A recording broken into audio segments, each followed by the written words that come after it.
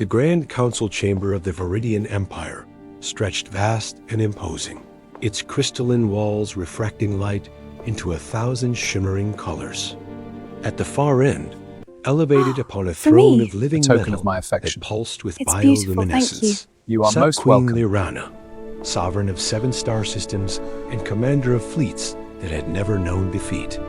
Before her stood Wait, a you human. can't just leave like this. He was unremarkable by the standards of the galaxy's powerful species.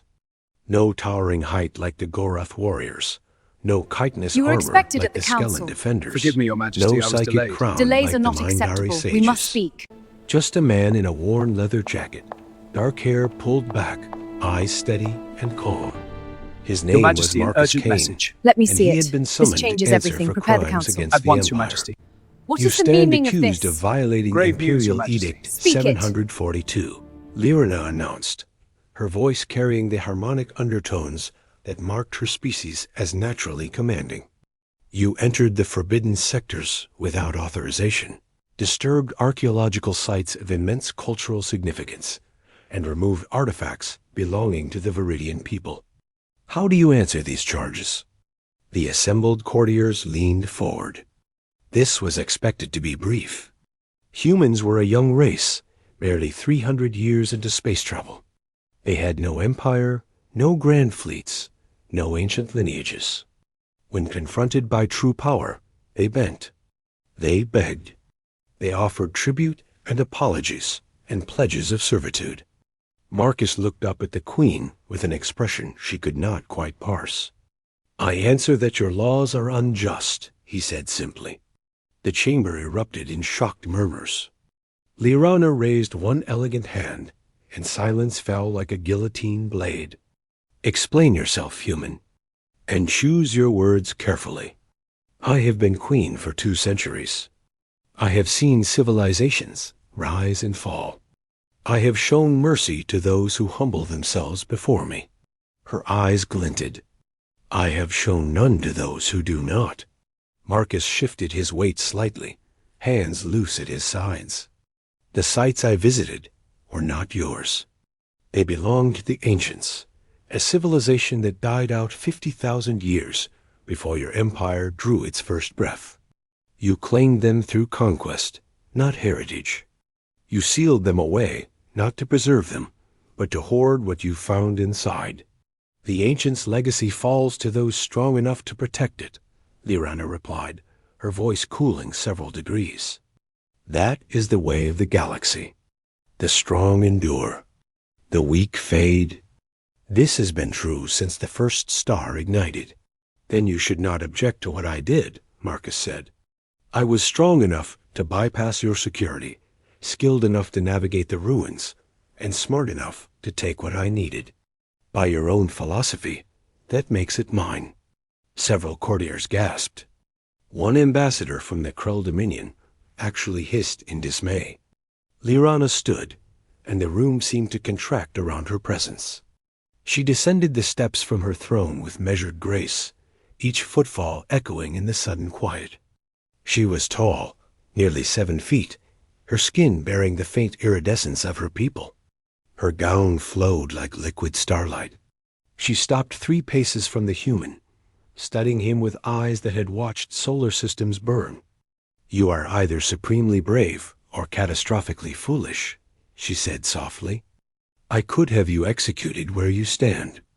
I could have your entire world blockaded, your people cut off from the galactic community until you wither in isolation. I could erase you so thoroughly that in 1,000 years, no one would remember humans ever reached for the stars. Marcus met her gaze without flinching. You could do all those things, he agreed. But you won't, because you're curious now. You want to know why a human would walk into your court, knowing all of that, and still refuse to bow. Lyrana's expression shifted, just slightly. A crack in the imperial facade. Then enlighten me, Marcus Kane. Why do you not beg for mercy when I hold your life in my hands? Because mercy isn't something you give to people who beg, Marcus said. It's something you choose to give, because it makes you better than you were. And because what I took from those ruins wasn't treasure or weapons or anything you actually needed. It was information. Historical records. Stories of people who lived and loved and built wonders before they disappeared. I took them because I knew you'd let them gather dust in a vault somewhere, classified and forgotten. But humans? We remember things. We tell stories. We make sure the dead aren't truly gone. He reached slowly into his jacket, and a dozen guards tensed, weapons humming to life. Marcus moved carefully, withdrawing a small data crystal that glowed with soft amber light. "This contains everything I found," he said, holding it up. "Translated into 73 languages, including yours. I've already distributed copies across the galactic network, free for anyone to access. The ancient's history belongs to everyone now, not just to empires that plant flags on graves." Lyrena stared at the crystal, and at the human holding it. "You came here to tell me you have already defied my authority?" Her voice was dangerously quiet. "You stand in my court and announce that you have made my laws meaningless?" "I came here because you summoned me," Marcus corrected. "And I came because I wanted you to understand something important. You expected me to beg because you think humans are weak, young and powerless and desperate for your approval. But we're not weak. We're just different. We don't measure strength by how many people kneel. We measure it by how many people we help stand up." He set the crystal on the polished floor between them. "So no, Your Majesty, I won't beg. I won't apologize for doing what I believe was right. And if you want to punish me for that, I can't stop you. But before you decide, ask yourself this question. Do you want to be remembered as the queen who hoarded knowledge, or the queen who let it be free?" The silence that followed was absolute.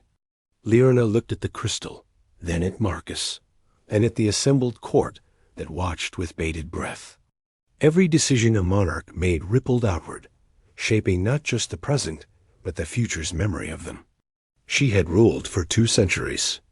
She had conquered worlds and accepted surrenders from 100 proud species.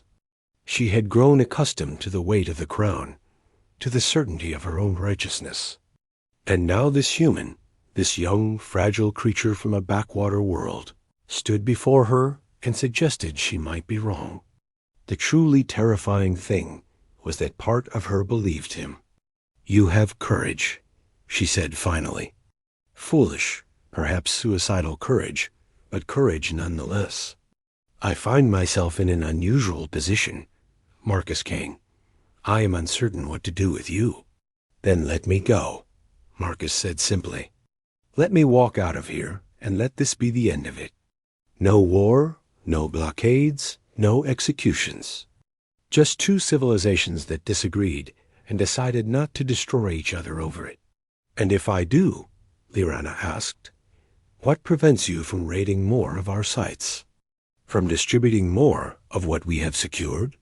"Nothing," Marcus admitted, "except that I'll keep doing what I think is right, and you'll have to keep deciding how to respond. Maybe eventually we'll find some kind of understanding. Or maybe we won't. But that's better than the alternative, isn't it?" Lyrena was silent for a long moment. Around them, the court held its collective breath. Then, impossibly, the queen smiled. It was a small thing, barely a curve of her lips, but it transformed her face from imperial marble to something almost human in its warmth. "You are either the wisest fool I have ever met, or the most foolish wise man," she said. "I have not decided which. But I find that I do not wish to kill you today, Marcus Kane. I find that I am curious to see what other impossible things humans might do, if given the chance." She turned to her guards. "Release him. Let it be known throughout the Empire that Marcus Kane is pardoned for his transgressions. Furthermore, let it be known that the Viridian Empire will no longer seal ancient sites from scholarly access. Let those who wish to learn from the past do so, regardless of their origins." The court erupted in stunned conversation. Marcus blinked, clearly surprised. "Just like that?" he asked. Just like that, Lirana confirmed. You gambled that I would value wisdom over pride, human. Do not make me regret proving you correct. Marcus picked up his data crystal and nodded slowly. Thank you, Your Majesty. Do not thank me yet, Lirana said, her smile gaining a sharper edge. You have made an impression, Marcus Kane. The galaxy will be watching to see if humanity can live up to the example you have set here. I suggest you not disappoint us. Marcus turned to leave, then paused. For what it's worth, he said, I think you just became the queen who chose to be remembered for wisdom instead of conquest. That's worth more than 1,000 worlds. He walked from the chamber without looking back, leaving behind a queen who had ruled empires and a court that would spend years debating what had just transpired. Lirana returned to her throne, her mind already turning to the implications of her decision. She had anticipated he would beg, had prepared speeches about mercy and magnanimity. Instead, he had left her questioning assumptions she had held for centuries. Perhaps, she thought, that was the real strength of humanity, not in their ships or weapons, but in their stubborn refusal to accept the galaxy as it was, without asking if it could be better. She would watch them carefully, these young upstarts who valued stories over gold and principles over survival. They might just surprise her again.